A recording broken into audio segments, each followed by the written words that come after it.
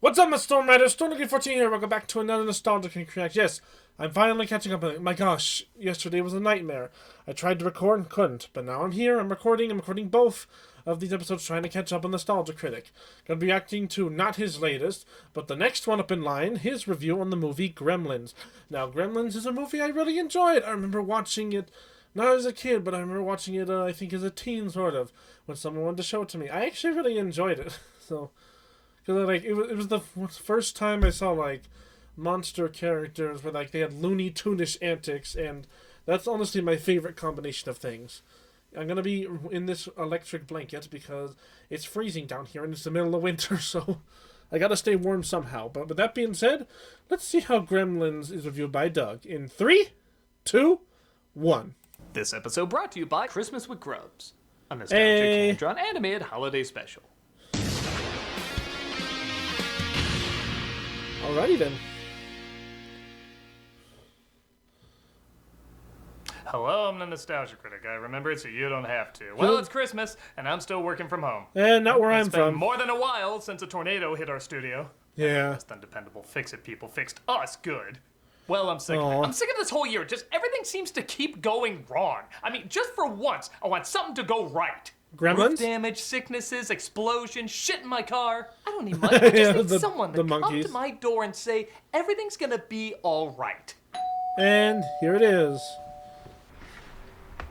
Hey, you're the Nostalgia Critic?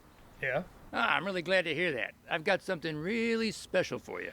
You do? What is it? Absolutely. What's this? A very important piece of paper.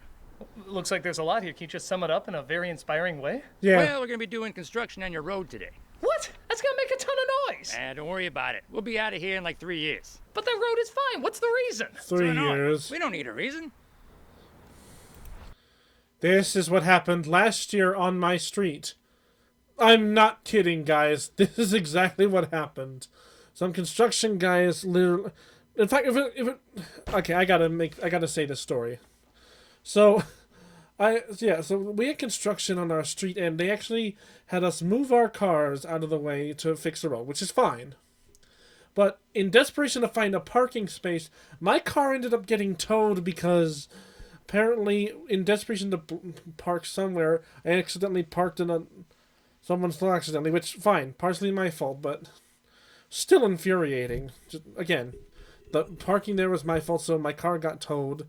That's mostly my fault, but I still kind of blame these guys for it. No, I'm going to make it 50-50-ish. Anyways, back to it. Bye.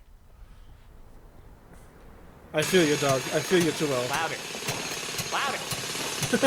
Exactly. I think I'll review Gremlins this Christmas. Yeah, let's do it. Are we going to hear that noise in the background the entire video? Another film people like to ask, is that really a Christmas flick? Well, I literally can't hear the song Christmas Baby Please Come Home without thinking of the film's title plastered over a snowy town, so I say that counts.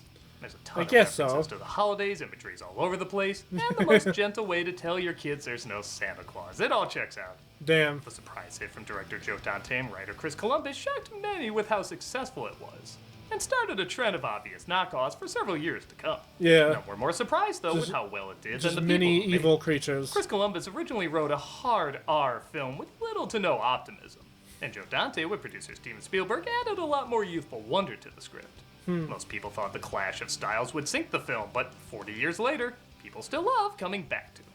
It got people's attention with a clever advertising campaign that kept what the Gremlins looked like a secret. Yeah. Gremlins. They'll be expecting you. That kind of showed it. Knowing what kind of film they were going to get, audiences loved the surprise of 1 minute evil monsters getting blown up in microwaves, and the next singing Hi-Ho from Snow White. Yeah. It's a I was going to say, you know, modern movies could take examples from this, because there have been countless movie trailers nowadays that just... They always pretty much show half the movie, or like the most obvious points, and pretty much you've just watched the movie in the trailer. So, yeah, modern movie makers, take a hint from this.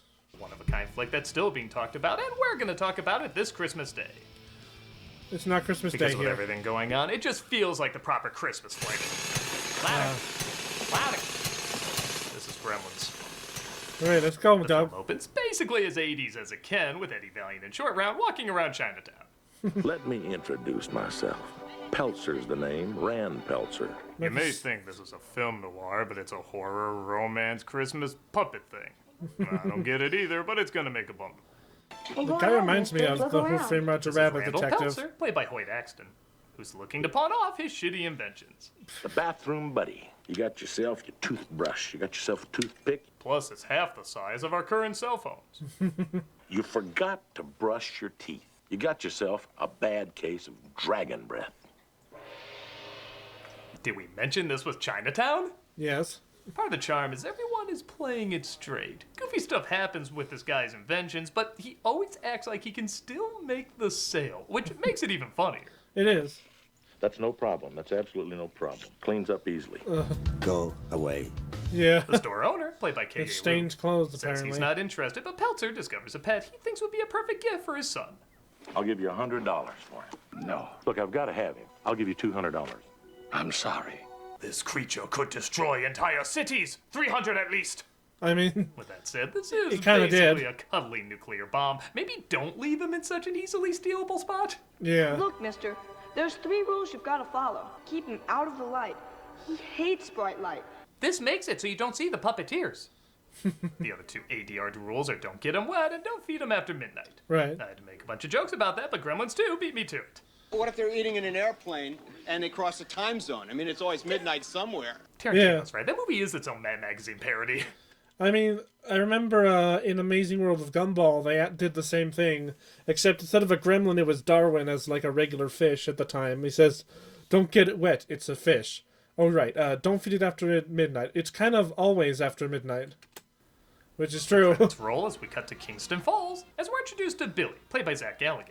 You're rolling with rockin' Ricky Rialto, the voice of Kingston Falls, USA. The forecast calls for 2 more inches of obvious Indiana fake snow. Jones font. And while in town, check out the Spielberg In-Joke Film Festival. Hey, Dr. Moreau. Morning, Billy. Save the Hill Valley Clock Tower? It is the same set. We even have a previous resident. And all the ads in the back. Huh, must be a Swedish name. We're also introduced to his co-worker Kate, played by Phoebe Cates. You sign this petition. What's it for? It's to stop me from wearing the nightgowns I wore when I was 8. I have a problem. Nice. We see Mrs. Deagle, played by Polly Holliday, which sounds like a lyric from Disney's Robin Hood. Who's so Yeah, it nasty does, she makes actually. people go, oh. Good morning, Bobby Holiday. What's good about it? Oh. My entire family burned to death right in front of me, but that was worse. She's so mean she doesn't give starving families a break and wants to kill Billy's pet for knocking over her decorations. The bank So and she's I Scrooge have the same or purpose she's in just life, to Ebenezer make Scrooge, but money. female. I want your dog. She really is a mixed drink of Mr. Potter and Miss Gulch, isn't she? Oh, no, yeah. The old bat never looked better. It's great. Thanks. Well, that means a lot coming from you, Mr. Freeling. Actually, it's legendary animator Chuck Jones. I guess Oh, he knows something really? about green monsters at Christmas. And while I know a lot of people are aware of that, I'm not sure how many people pick up he's watching one of his own cartoons, shaking his head in disappointment. That's What can I say in awesome. the face of such humiliating evidence? It isn't Captain That's actually really cool. I Flip-On. never He knew sits that. down with the actor who probably got hosed the most in terms of screen time, Judge Reinhold. In the original version, he had a ton of scenes overly obsessing over his job. My favorite being both a funny and kind of uncomfortable scene where he locks himself in the vault, escaping the Gremlins, and doesn't want to be freed. Where are the keys to the vault? You think you can come waltzing in here at any time of the day or night without an appointment? You've got to make an appointment with me now. They weren't essential to the plot, though, so he gets a "you'll never amount to anything" scene and a Grammarly now uses AI to help you write, not just revise. Type a "you putz." You putz. That calls for a credit above Dick Miller. You putz. Peltzer returns home with Billy's gift. Can't breathe! A little mogwai named say. Gizmo, played by Howie Mandel doing Skeeter's voice.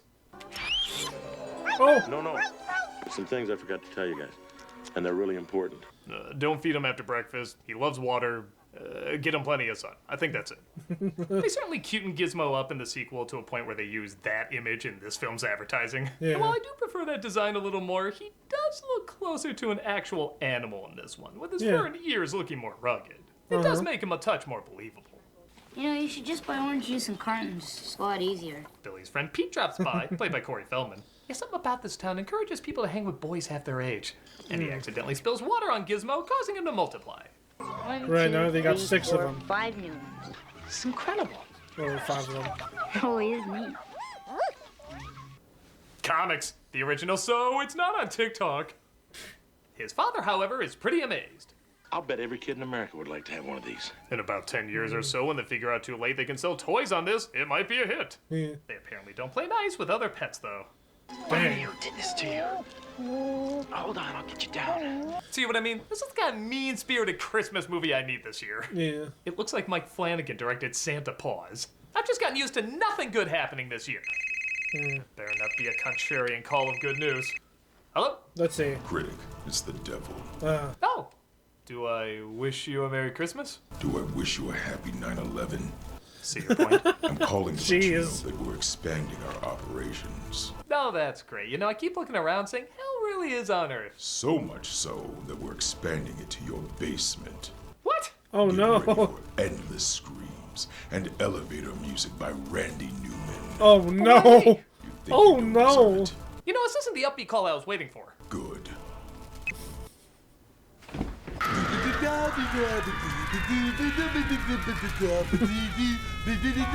Sorry, Doug. Things are just gonna get worse. The following day, Billy takes a mogwai to the most qualified professional he can think of, an elementary school science teacher. The hell is he gonna discover? His whole job is teaching kids photosynthesis isn't an STD. I keep all these here. Run some tests on them. He keeps one of the mogwais to study, and Billy runs in the cage, finishing up her bartending job. I don't think it's such a good idea that you drive. Why don't you walk home? You know, Katie, I think maybe I'll walk home. But you can't have a B movie or a Joe Dante movie without me. Did you ever get depressed on Christmas? I don't celebrate Christmas. What, are you Hindu or something? No, I just don't like to. It reminds me of the second job I had to take to pay for our new chimney. He asks her out on a date, and she agrees, Nice. but later that night, the mogwais seem obsessed with eating despite it apparently not being midnight yet. Even the one at the teacher's lab has a certain craving at a certain time. That's it, good buddy. Call it a night. Yeah, be cautious. Take the chips. Leave the sandwich you literally just took a bite of, though. Doofenshmirtz is a more reliable scientist. The next morning, all the... I mean, to be fair, a lot of his inventions did work. It was just Perry that always stopped him. So that's the one thing you can't get on Doofenshmirtz, that at least his inventions always worked. Except Gizmo, who didn't eat anything, transform into cocoons.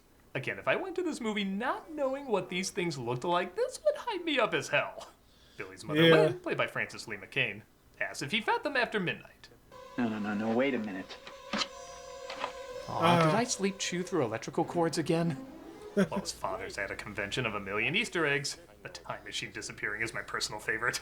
Nice. Cocoons start hatching, including the one at the teacher's lab. When I got you a candy bar. Thought you might be hungry. This would be a great Snickers ad.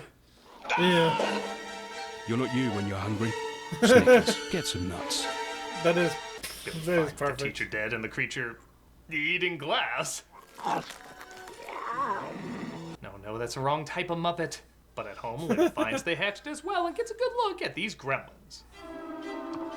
Just look at these things. Again, I prefer the design of them a little bit more in the sequel. They have a little bit more personality to them.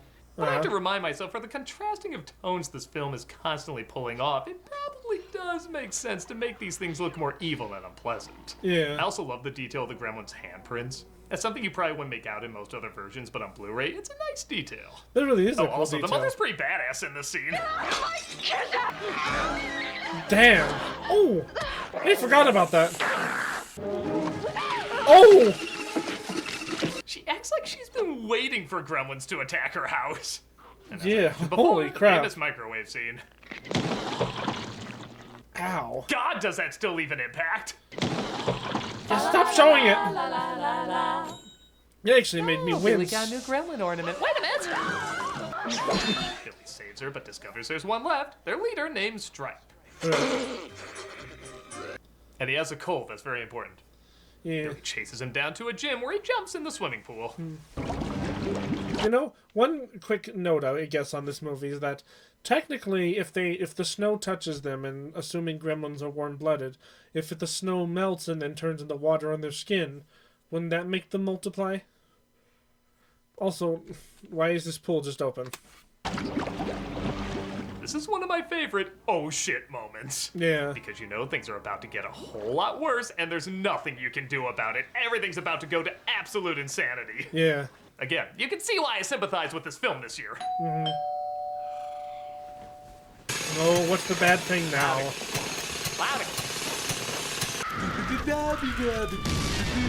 Jeez! What? What are you doing here? Look, I don't usually do this, but I hear you've been going through a difficult time. Yeah. Yeah. Apparently you've been miserable and even downright hopeless. Oh, no. Yeah. And it's at times like this when you think nobody's there for you. You could just disappear and not even leave an impact. Yeah, and? Yeah. Yep. I know it. That's what. Hi. Play for an ultra? Race you for an ultra? Don't forget, there's ultras on the line. I knew there was gonna be no positive thing to that. Hey, so doing something a little different this time. I'm actually recommending an animated short Christmas special called Christmas with Grubs. This Right, is based and I on a remember comic people from recommended that Keenspot, to and me. It takes place on Christmas in 1985. It stars an 8-year-old boy named Grubs, his imaginary friend, and his family that has to put up with all his insanity. It's doing really good. At the time of recording, it's at 1.4 million views. Really? It's got a lot of good people like Jerry O'Connell and Will Wheaton, who haven't worked together since Stand By Me, Jaleel White, Felicia Day, Jason Marsden, and Debbie Derry-Barry as the voice of Grubs. Alright, Jimmy Neutron. Played by Debbie Derry.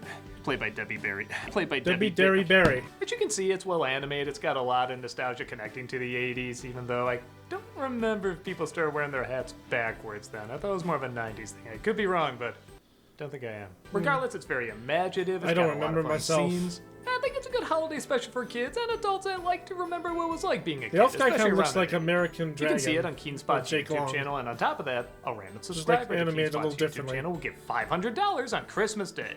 That's a chance to win $500 on Christmas Day just to watch a delightful animated short. I think that's a pretty good setup. Remember though, you have to be subscribed. It's a lot of fun, really cute, and I think worth your time. Go to youtube.com/Keenspot to check it out. Well, it's a shame I missed that opportunity. Come watch me play Sonic X Shadow Generations every Friday on Twitch. We also have content 5 days a week. Hope to see you there. Sure thing, Doug. Who says this isn't a Christmas movie? Look, it became a Rankin Bass production. The Gremlins start going through the neighborhood, wreaking havoc.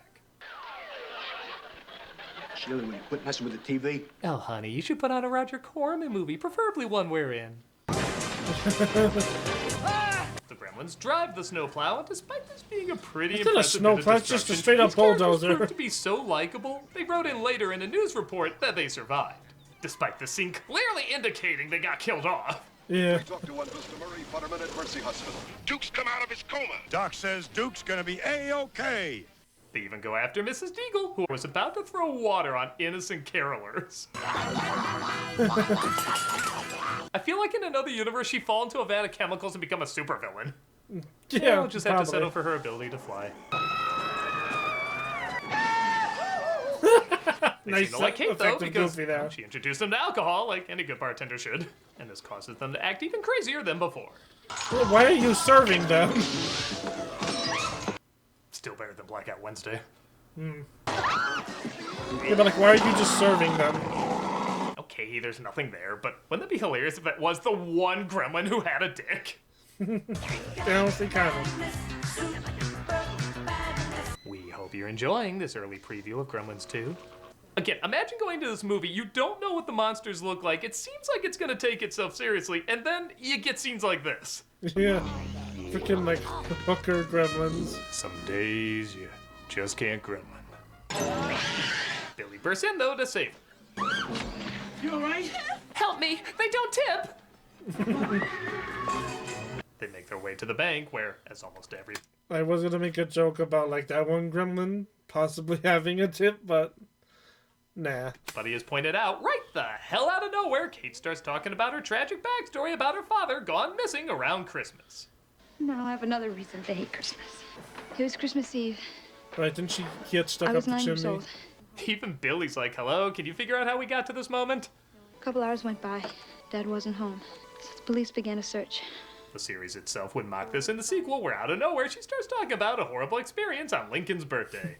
This man with a beard and a hat looked just like Abe Lincoln. Honey, I really don't think Except we've for got the time for raincoat. this now, you know? Gilligan confessed he actually started to crack up there before he got off camera. I went to try to light up the fire, and that's when I noticed the smell. But that said, though, the story is great. When you hear it as a kid, it's horrifying, but as an adult, it's kind of hilarious. They pulled out my father. He was dressed in a Santa Claus suit. He slipped and broke his neck. Died instantly. It's a great scene to watch with people because they don't know if it's appropriate to I'm a single mom. I've had a lot of those imposter syndrome moments, but laugh or not. But because the tones keep going back and forth so much, I feel like this is definitely intentional. Yeah. And that's how I found out there was no Santa Claus. Any moment that has that reaction is not meant to be taken seriously. Yeah. Fear not, though, the Gremlins all gather at a movie theater to watch Snow White. They'll ground the story back in reality.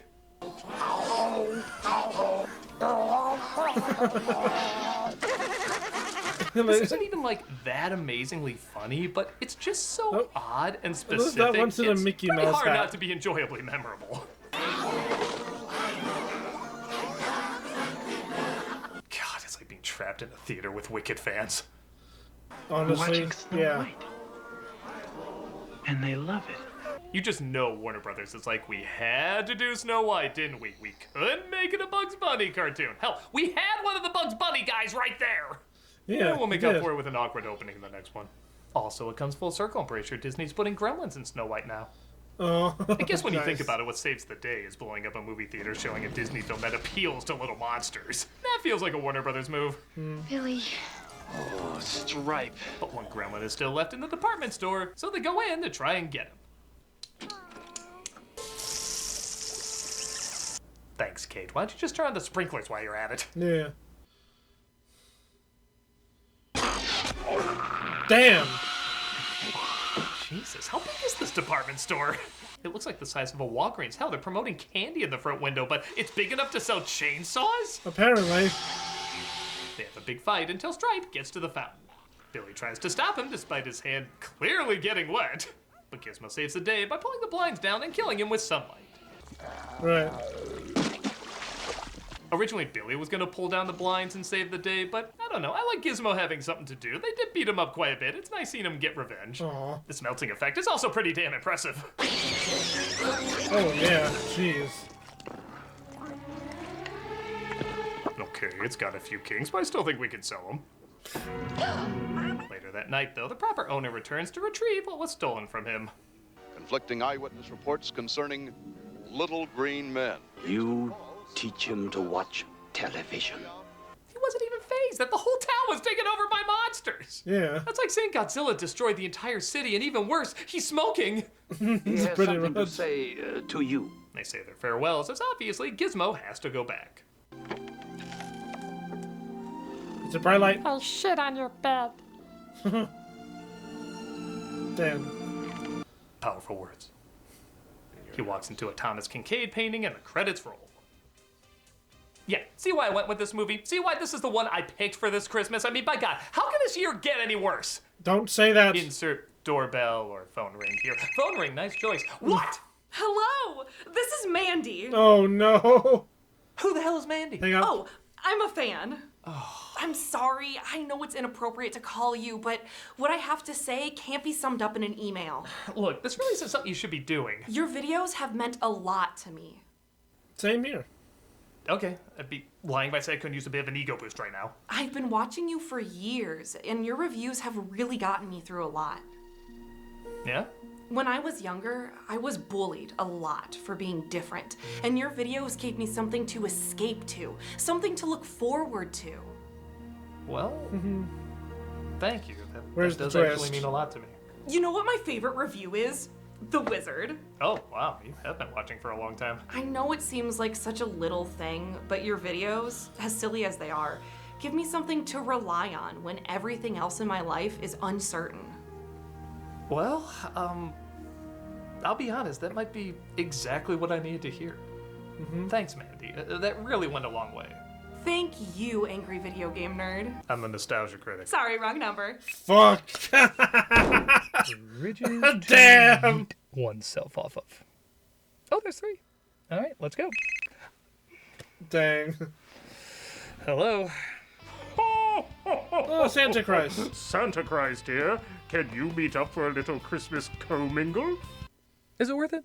I think so. What are you doing now? I was on my way to do some plummeting. Oh, well, can you meet up before you do that?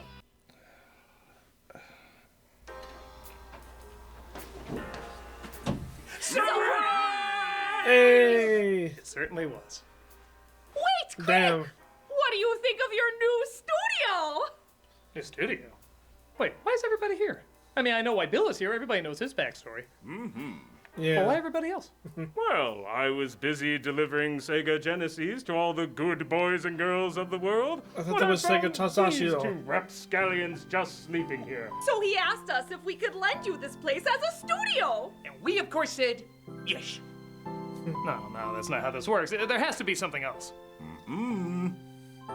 I'm expecting to twist Is myself. there really nothing bad about this? Well, for now. I'm sure something will happen at some point in the future, but for now, you can just enjoy it. Sorry, Critic. Sometimes good things just happen.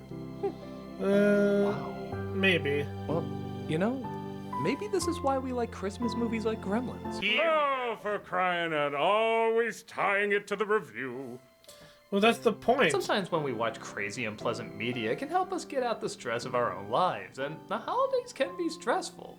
I think it's good we got these sick, twisted, insane comedies around this time of year, because they visualize the sick, twisted, insane thoughts we sometimes have around this time of year. Mm-hmm. You can have Christmas movies that reflect the more joyful side of things, but there are times you need those mean-spirited ones that know how to turn microwave monsters, launching old ladies, and dead chimney dads into something fun. Depending on what mood you're in, this could be the Christmas movie that perfectly hits the spot. See what you mean. And you know what? To return the favor, why don't we let Chester and Doe live here too? What a splendid idea! Mm-hmm. Nice. We already live here. Nobody should be on the streets during Christmas. We pay rent. A beautiful gesture. We each got jobs. This is gonna be the best Christmas we've had in a long time. We have the paperwork drawn up for what you owe us. Merry Christmas! Merry Christmas. We'll just ignore that. And the moral of the story is, no matter how bad things are, remember, things can always get worse. Amen. No, wait, strike that. They will get worse. But after that, Yeah. they'll get even worse. But after that, Yeah. like after all hope is gone, they'll get even worse. But statistically, Yeah, at we some get it. point, something good has to happen. Because that's just math. And when it does, you'll appreciate it all the more, even longer. And then it goes back to being worse. Everybody say Happy Holidays! Happy Holidays! A tornado warning has been issued in Yeah. the area of... There you go. Damn. Good morning, Mrs. Deagle. What's good about it? Oh, I'm so sorry, Doug. I'm really sorry you're having a bad time.